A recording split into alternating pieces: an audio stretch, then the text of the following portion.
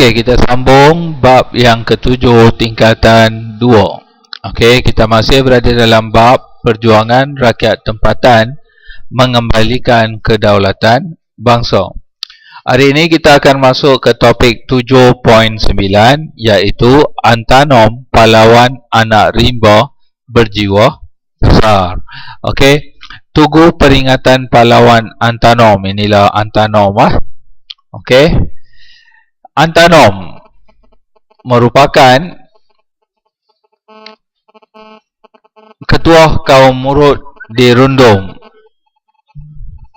Nama sebenar beliau ialah Ontoros. Nama sebenar Antanom apa dia? Ontoros. Anak lelaki Antanom. Okey. Beliau dilahirkan pada tahun 1875. Ketika berusia 30 tahun, Antanom telah memimpin orang Murut menentang SBUB, Syarikat Borneo Utara British, yang menindas kaumnya. Tindakan SBUB menyebabkan penentangan Antanom dan orang Murut. Kenapa mereka bangkit? Faktor-faktor kebangkitan Antanom. Yang pertama, apa dia? Menjadi buruh paksa. Buruh paksa maksud dia apa? Kamu tak nak kerja, kamu tak nak buat kerja tersebut, tapi kamu terpaksa buat. Itu kita panggil buruh paksa. Dan kadang-kadang gaji dibayar pun mungkin rendah ataupun tak dibayar langsung. Okey, maksudnya kamu tidak ada pilihan. Orang Murut dijadikan buruh paksa untuk membina jalan di pedalaman dan memasang kawat telegraf antara Tenom dengan Rundung. Okey, jadi orang Murut ni dijadikan apa? Buruh paksa untuk apa? Bina jalan dan juga memasang kawat. Kawat maksudnya dawai, telegraf, kabel telegraf antara Tenom dengan Rundung. Jadi mereka jadi marah. Yang kedua, melarang membuka tanah baru. Hak mereka diceroboh apabila Syarikat Borneo Utara British telah melarang mereka membuka tanah baru. Akibatnya mereka kekurangan beras. Sebab mungkin penduduk mereka lama-kelamaan meningkat juga, betul. Tapi tanah baru untuk pertanian semuanya tak boleh dibuka, menyebabkan kekurangan bekalan makanan. Ini juga menyebabkan orang Murut marah. Yang ketiga, menzalimi keluarga. Suami isteri kaum Murut dikendaki tinggal berasingan di sebelah menyebelah tebing sungai. Boleh faham? Jadi kamu akan marah tak? Ada yang jawab marah. Okey, kamu akan marah Siti. Okey, mereka dikenakan $1 bagi setiap kali berkunjung. Tak boleh tinggal sekali, kena jauh tinggal. Satu di tebing sungai ni, satu di tebing sungai tu. Kalau nak pergi jumpa kena bayar $1. Kalau 30 hari pergi jumpa, $30. Okey.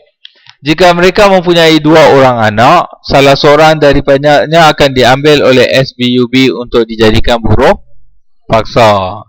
Okey, kalau ada anak lebih, bagi kat kerajaan untuk kerja-kerja buruhan. Boleh faham? Ini yang dilakukan oleh SBUB. Seterusnya, mengenakan cukai. Bila sebut saja cukai, mesti yang membebankan. Sebab kamu kena bayar kepada kerajaan. Kita panggil cukai. SBUB telah mengenakan pelbagai cukai yang membebankan, seperti cukai kepala, $1 bagi setiap orang. Cukai kepala maksudnya apa? Katakan kat rumah tu ada 7 orang, maksudnya 7 kepala lah. Betul? $1 satu orang. Cukai tanaman pindah sebanyak 50 sen setiap ekar. Kamu nak bercucuk tanam, dahulu kan bila orang cucuk tanam, Kalau kamu pernah, siapa yang pernah menanam pokok buah, bunga dan sebagainya, ada tak di antara kamu? Tak ada, tak pernah langsung kan? Sebab kamu hidup di satu kota raya, dinamakan kota raya Lenggong, mana ada tanah. Betul? Semuanya apartmen, kondominium macam tu, jadi manalah nak ada tempat untuk kamu bercucuk tanam. Betul. Jadi kalau kamu pernah duduk di kampung, kalau kamu pernah duduk di kampung, biasanya ada halaman rumah yang biasanya ada tanaman-tanaman. Katakan kamu tanam pokok sayur, cili lah contohnya. Kali pertama cili itu mengeluarkan hasil, cilinya besar, betul? Lama-lama dia akan jadi kecil. Kenapa? Sebab zat tanah tersebut semakin kurang. Jadi bila orang dahulu pertanian pindah, maksudnya apa dia? Bila mereka dah tanam semua ni, tanah tu dah jadi tak subur. Mereka akan pindah buka satu tempat yang baru. Yang ni akan dibiarkan macam tu saja supaya tanah itu akan kembali subur. Hujan macam tu, dia akan jadi subur balik. Kemudian mereka akan datang balik ke situ. Jadi dibiarkan.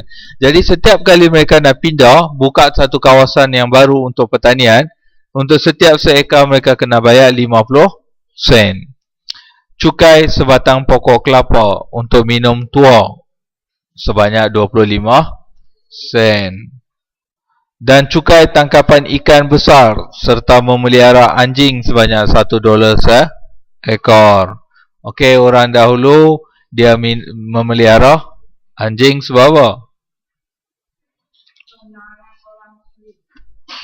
Orang curi satu, kedua kalau kambing ke lembu ke masuk dia boleh halau dan sebagainya, betul. Okey, digunakan. Okey, sampai hari ni pun di kebun-kebun ladang getah kelapa sawit ada. Okey. Apa lagi yang boleh memainkan peranan anjing binatang lain? Angsa, betul? Kadang-kadang angsa tu pun boleh bunuh ular pun dia boleh bunuh. Dia boleh kejar orang dan sebagainya sebagai keselamatan. Okey, kalau nak harapkan kamu jaga memang takkan lepas sebab kamu tahu makan minum saja. Okey. Jadi kalau tanah yang luas, simpan 2-3 ekor takkan nak bayar $3. Dan kalau kamu pernah tanya orang tua kamu, dahulu gaji 20 sen, 30 sen. Cukup untuk perbelanjaan rumah sebulan. Okey, gaji yang begitu rendah. Okey. Hari ni 1 sen tak ada nilai, betul? Shilling baru 1 sen ada keluar tak?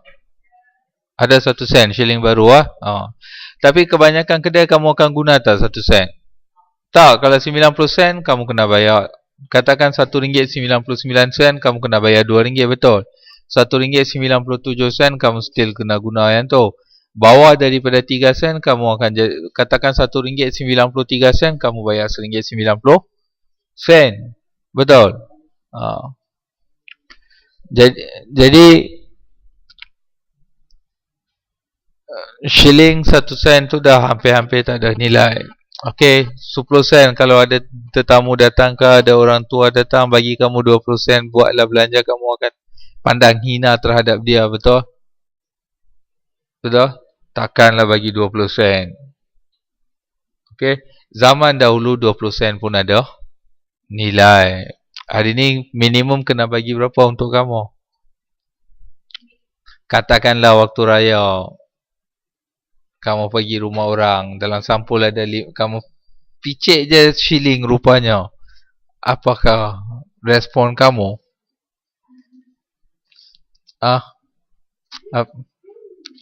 Mesti kamu dah maki-maki dia, betul? Cikgu tahu kamu, Fatin. Buka, tengok je warna hijau, okeylah kamu boleh terima. Ataupun sekurang-kurangnya minima RM2. Kalau RM1 pun tak tahulah. Okey, tapi zaman dahulu semua ni nilainya tinggi Dan mereka bukannya ada pendapatan yang banyak. tetapi macam-macam cukai. Buka tanah kena bayar cukai. Untuk setiap orang keluarga kena bayar cukai. Jumpa anak kena, jumpa suami isteri kena bayar cukai. Memelihara anjing kena bayar cukai. Semuanya kena bayar. Jadi beban tinggi. Faham? Jadi mereka pun memilih untuk menentang SBUB. Keempat, menceroboh kawasan hutan. SBUB menceroboh kawasan hutan untuk pembinaan jalan.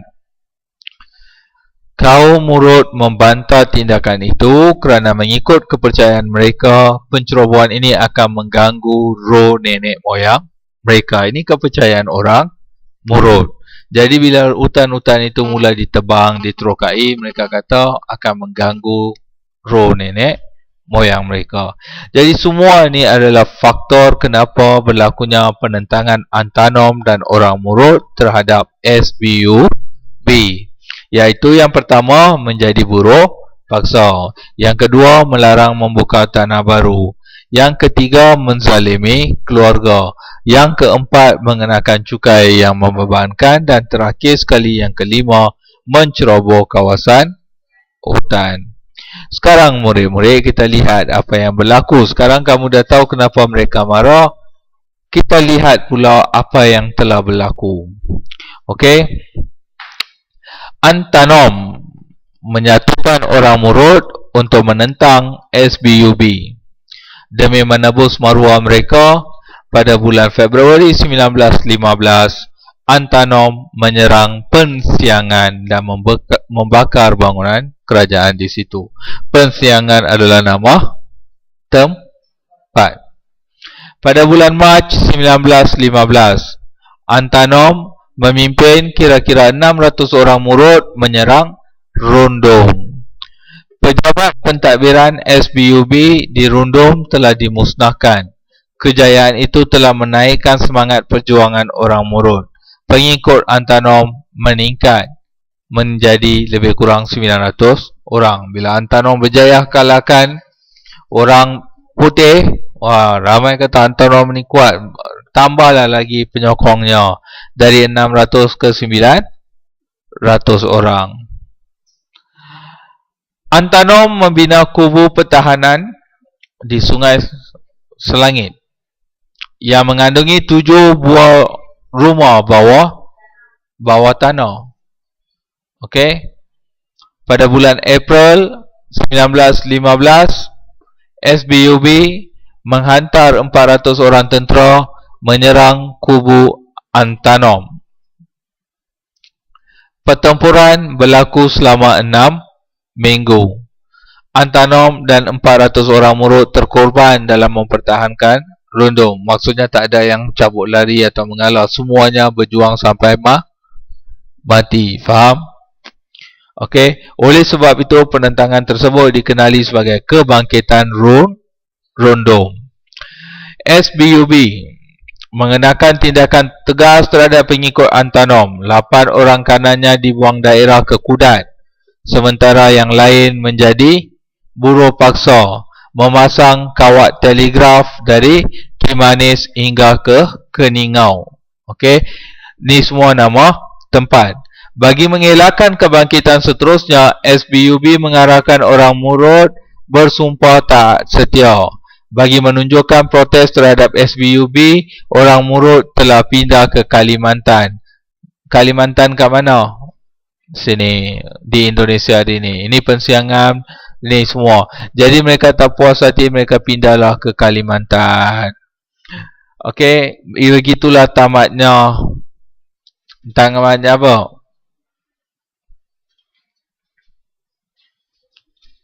Perjuangan atau kebangkitan Rundum di Sabah oleh Antanom.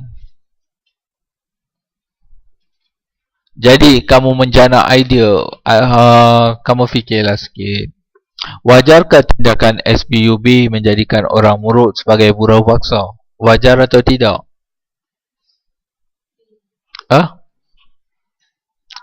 Tak wajar. Bagus, setelah sekian lama kamu berfikir satu soalan yang mudah macam tu baru boleh menjawab.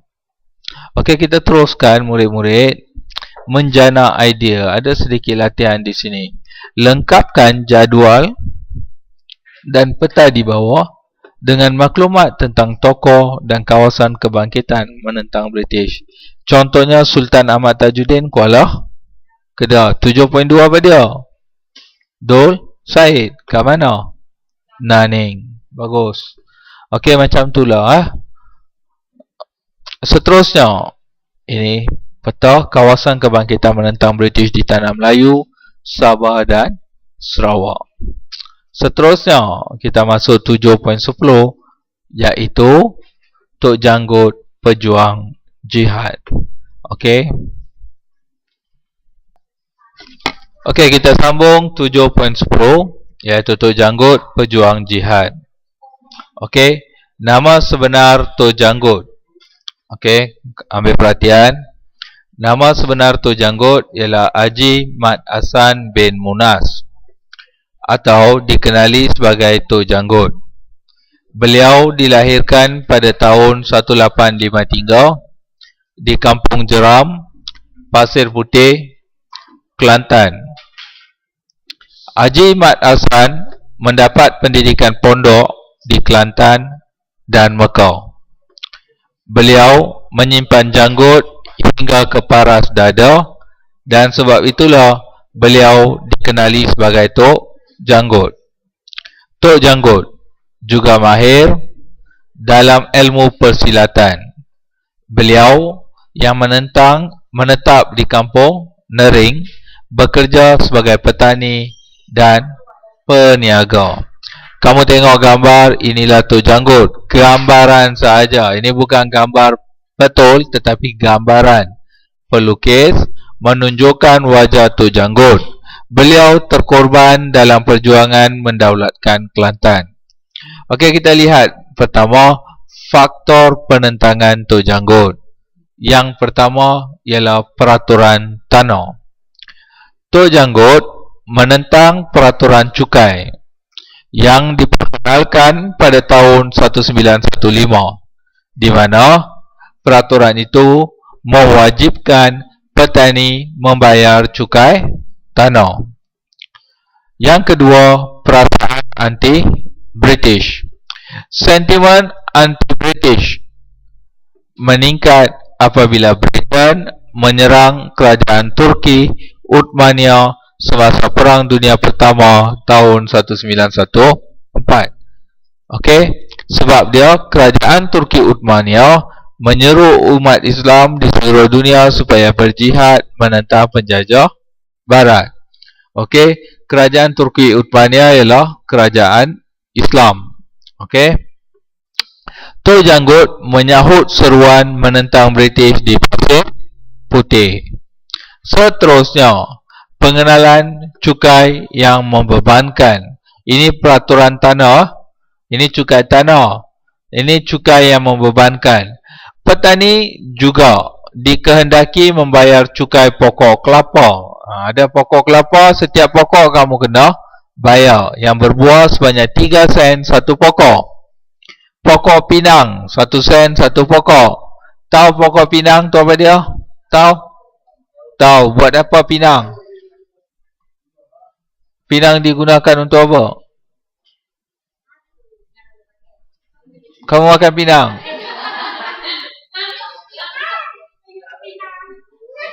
Pinang digunakan untuk apa? Hah?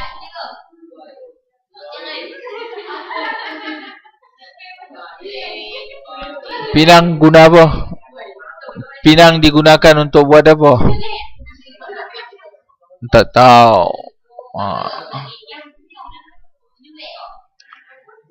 Yalah, kalau orang jual, mesti orang beli nak buat apa benda tu. Setahu cikgu, pinang dimakan bersama sirih. Tapi orang sekarang ada tak makan sirih? Ada lagi?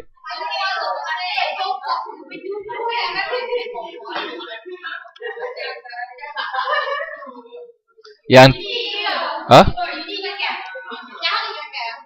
yang kalau orang lama-lama dulu-dulu makan Sirih. Tapi rasanya orang Cina tak makan sirih kan? Ada, tak ada kan? Okey. Biasanya orang Melayu dan India adalah yang makan sirih. Tapi generasi-generasi sekarang yang ada sekarang hari ini rasanya tak makan sirih dah, betul? Yang muda-muda ada makan sirih lagi? Tak ada kan? Ada? Biasanya tak ada. Okey. Sebab itu tak tahu macam mana Pulau Pinang dapat nama tersebut, Pulau Pinang. Okey. Yang lain tolong diam lah. Okey, kita teruskan. Jadi sepokok sirih 5 sen sejunjung dan kerbau serta lembu 20 sen seekor. Kalau kamu ada pokok kelapa bayar cukai, pokok pinang bayar cukai, pokok sirih bayar cukai, ada lembu bayar cukai, ada kerbau bayar cukai, semuanya cukai. Jadi orang marahlah. Seterusnya pembayaran cukai yang menyusahkan.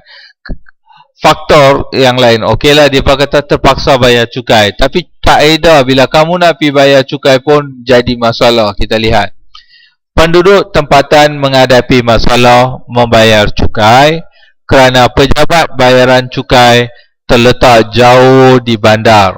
Okey, kalau kamu nak bayar cukai kamu kena pergi ke bandar. Okey, hari ini lain. Hampir setiap rumah ada kereta, ada motosikal dan sebagainya, betul? Dahulu basikal pun belum ada lagi. Okey, tahun-tahun itu. Okey, untuk pengetahuan kamu, kalau ada pelajar yang seimbang, salin satu bab.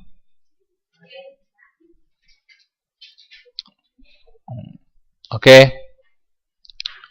Jadi basikal pun tak ada, motosikal dan kereta apa lagi, faham? Jadi mereka terpaksa pergi ke bandar untuk bayar cukai tersebut. Hari ini kamu nak bayar cukai tanah, semua kamu bayar kat mana? Pejabat tanah dekat saja, betul? Kat Lenggong ada satu, kat Great ada satu, kat Pengkalan Hulu ada satu, kalau Kuala Kangsar ada satu, dahulu satu saja. Jadi mereka kena pergi jauh. Mereka kena pergi jauh. Tok Janggut telah beberapa kali pergi untuk membayar cukai tetapi gagal. Yalah, tak ada pengangkutan. Kamu betul lah pagi pergi-pergi dah tutup pejabat. Tak boleh.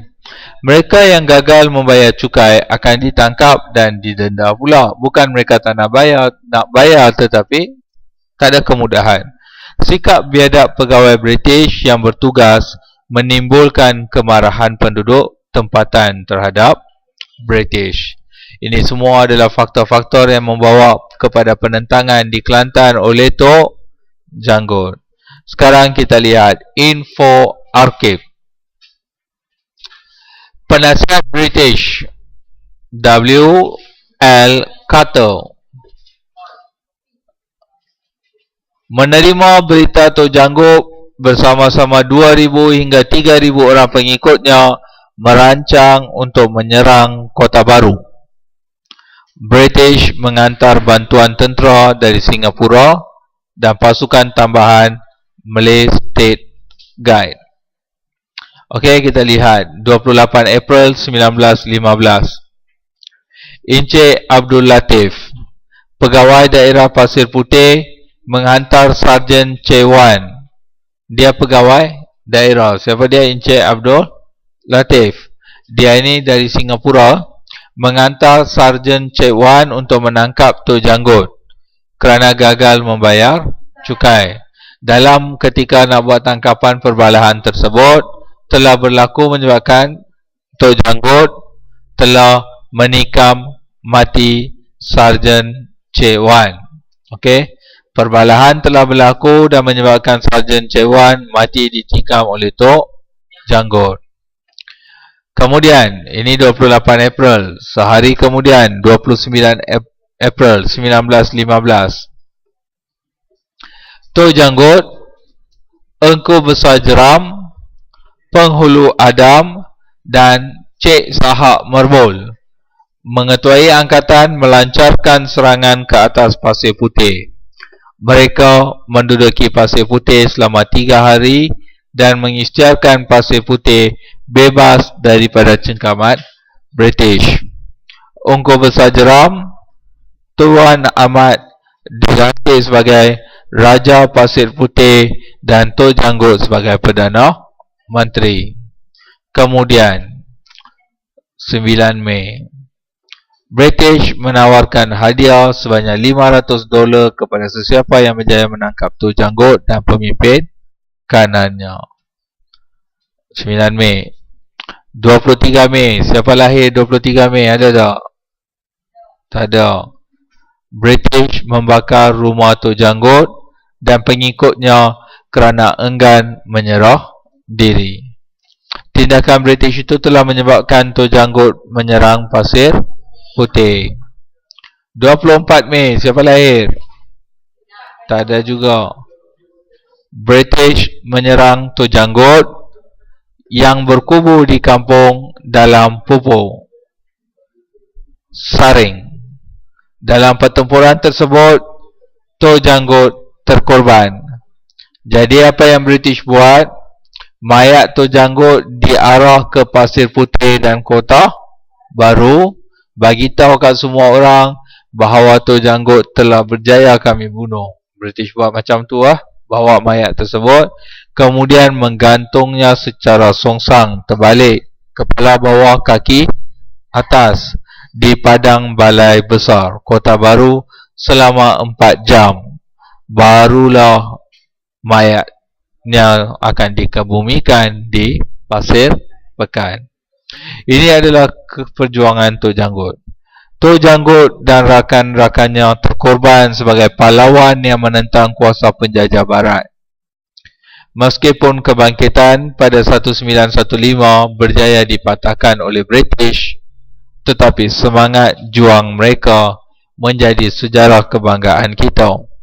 Rakyat Malaysia hendaklah mempunyai semangat patriotik yang sanggup berkorban agar negara terus selamat dari penjajah asing.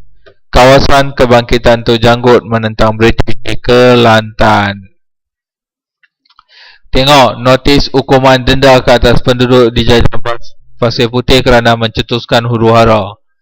Bahawa adalah Duli Yang Maha Mulia Sultan Muhammad yang keempat KCMG yang mempunyai takhta Kerajaan Negeri Kelantan serta jajahan takluknya memberi ketahui kepada sekalian adalah Kerajaan Duli Yang Maha Mulia telah meletakkan hukuman denda dalam jajahan Pasir Putih dengan sebab huru-hara yang telah jadi, serta jajahan itu diatasi. Tiap-tiap sebuah rumah besar dikena bayar $10.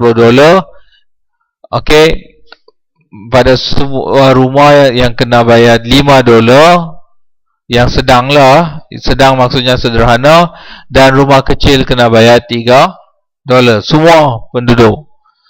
Maka denda itu adalah dibayar oleh tuan punya rumah dalam 15 hari dikeluarkan notis ini. Macam itulah semua British ini.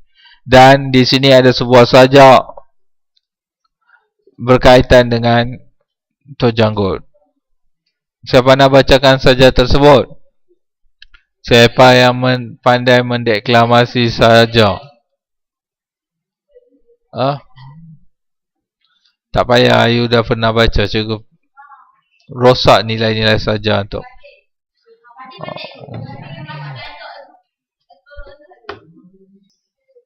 Okey, Haji Abdul Rahman Limbong, pejuang tani ya. Haji Abdul Rahman Limbong, pejuang tani.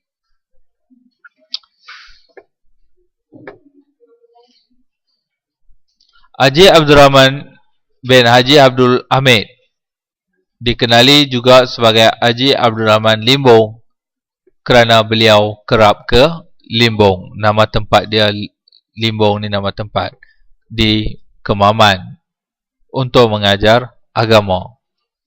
Haji Abdul Rahman Limbong berjuang untuk membela nasib petani yang ditindas dalam kebangkitan tani di Terengganu. Okey, di Terengganu berlaku kebangkitan tani. Kita lihat faktor kebangkitan tani. Yang pertama, pas kebenaran yang membebankan. Peraturan Tanah Baru pada tahun 1921 mengkehendaki petani yang ingin membuka tanah dan bercucuk tanam mendapat pas kebenaran dengan bayaran 50 sen. Peraturan yang sama dikenakan jika menebang pokok dan mengutip hasil hutan seperti daun nipah, buah salak, sagu, rotan dan daun palas. Daun palas ni apa dia? Itu daun palas. Peraturan baru itu telah membebankan kehidupan petani yang sedia miskin. Cukai sekali lagi, faham? Jadi bila keluar untuk soalan nanti, apa jua dia kata cukai, ada je cukai, memang betul lah. Faktor penentangan ada kaitan dengan cukai. Seterusnya, penguatkuasaan undang-undang binatang buas. Tapi ada pelajar yang buas juga. Undang-undang Kawalan Binatang Buas tahun 1923 bagi beberapa contoh binatang buas. Gajah, harimau.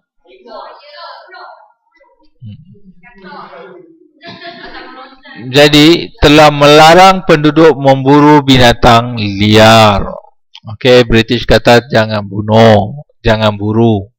Mereka yang ingkar akan dikenakan denda sebanyak $500. Tinggi ya, $500 waktu tu. Hari ini saman kereta dan sebagainya RM300 pun dianggap tinggi, betul, mahal. Ini tahun tu. Dan senapang mereka akan dirampas. Ini juga menimbulkan kemarahan. Okey, sebab memburu waktu tu merupakan salah satu kegiatan biasa. Kijang dan sebagainya, faham?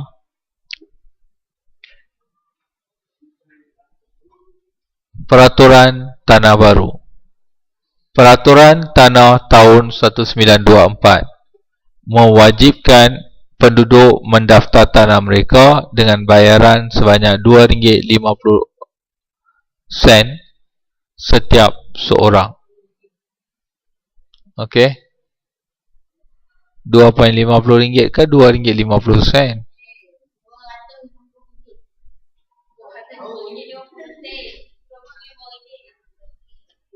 Kamu tengok titik itu kat mana? Memang itu pun tak reti baca. RM250. Okey, jadi apa yang mereka ada, kalau ada tanah, mereka kena pergi bayar RM2.50, daftarkan. Okey, keluasan tanah saya dari sini sampai sini dan sebagainya. Kalau mereka tak daftarkan, maksudnya tanah itu akan menjadi bukan milik mereka. Boleh faham? Okey, jadi yang ini pun mereka tak puas hati. Pengaruh pemimpin agama. Pemimpin agama memainkan peranan penting dalam kebangkitan anti-British. Haji Abdul Rahman Limbong menegaskan bahawa tanah adalah hak Allah dan rakyat bebas mengerjakannya tanpa perlu membayar cukai kepada kerajaan. Okey, dia kata tak perlu bayar duit kepada kerajaan sebab milik tuan tanah. Faham? Jadi Haji Musa Abdul Ghani yang pula menyifatkan peraturan British sebagai bertentangan dengan syariah Islam. Syariah maksudnya undang-undang Islam. Jadi inilah berlaku kebangkitan tani di mana? Di Terengganu. Siapa dia? Haji Abdul Rahman Limbong. Nama sebenarnya ialah Haji Abdul Rahman bin Haji Abdul Hamid. Okey, Limbong adalah nama tempat. Kenapa dipanggil Limbong? Sebab dia kerap ke Limbong untuk apa? Untuk mengajar agama. Sekarang kita lihat kebangkitan tani. Kebangkitan tani ni berlaku 6 tahun. Bukan bangkit macam tu saja. 6 tahun. Iaitu dari tahun 1922 hingga 1928. Siti habis kelas kamu salin. Kebangkitan tani di Terengganu.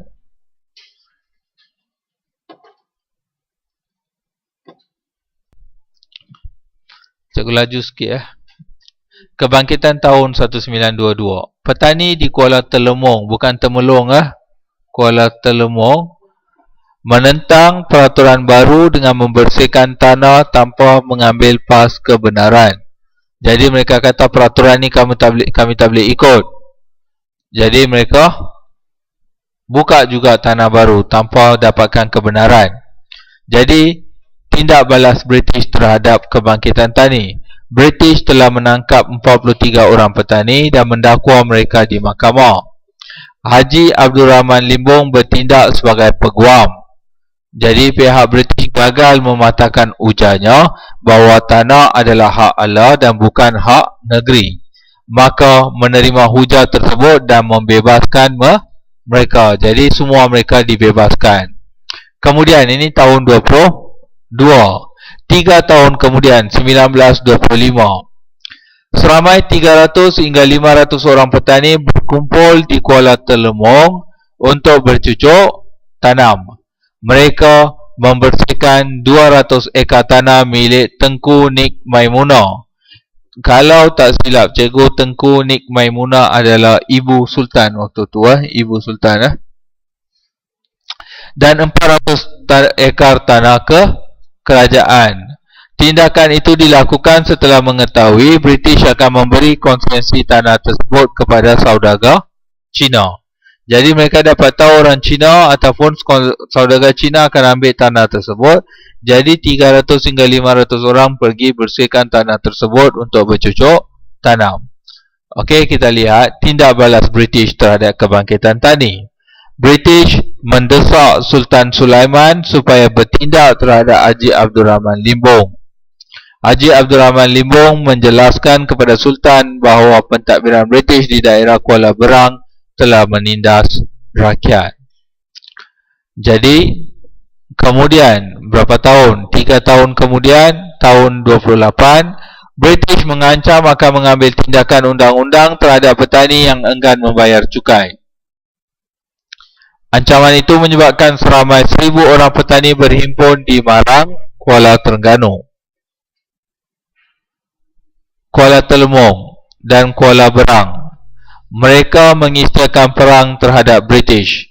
Mereka menduduki balai polis dan bangunan kerajaan di Kuala Berang serta mengibarkan bendera merah. Tindak balas British pula. British meminta bantuan tentera dari negeri-negeri Melayu Bersekutu. Pertempuran berlaku di Padang Kacong. Seramai 12 orang petani terkorban dan semua pemimpin petani termasuk Haji Abdul Rahman Limbong ditangkap. Mereka dibicarakan di Kuala Terengganu.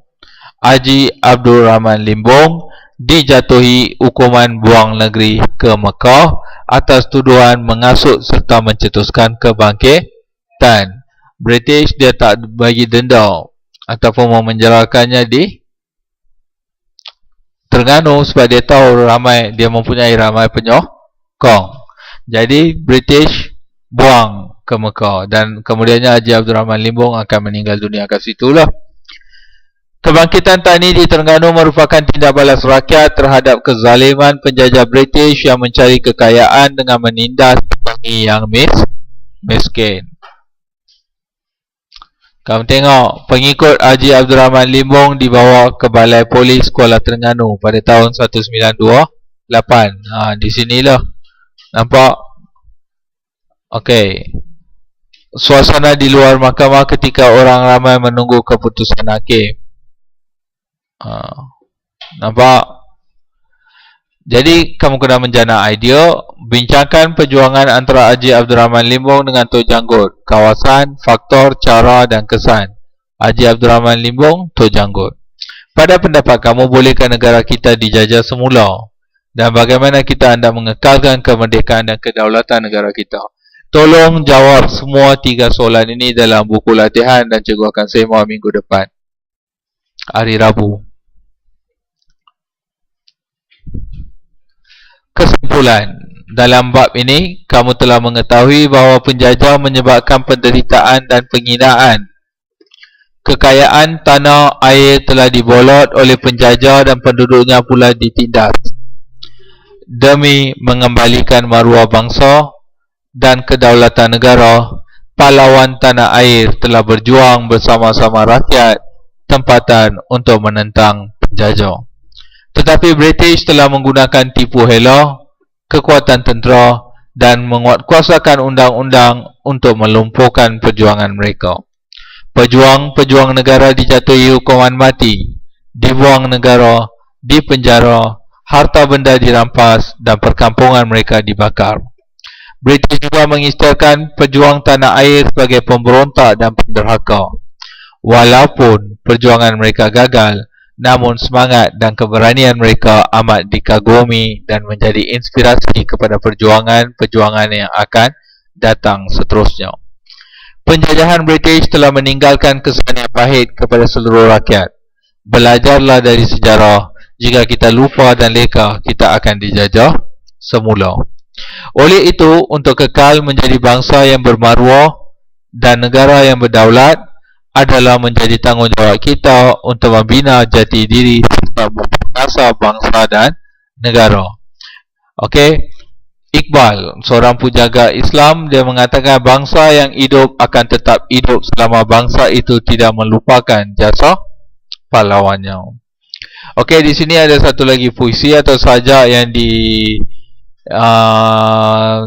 ditulis oleh Tun Dr. Mahathir Mohamad yang berjudul Perjuangan Belum Selesai. Tolong bacakan sajak itu sekarang. Okey, siapa nak membacakan?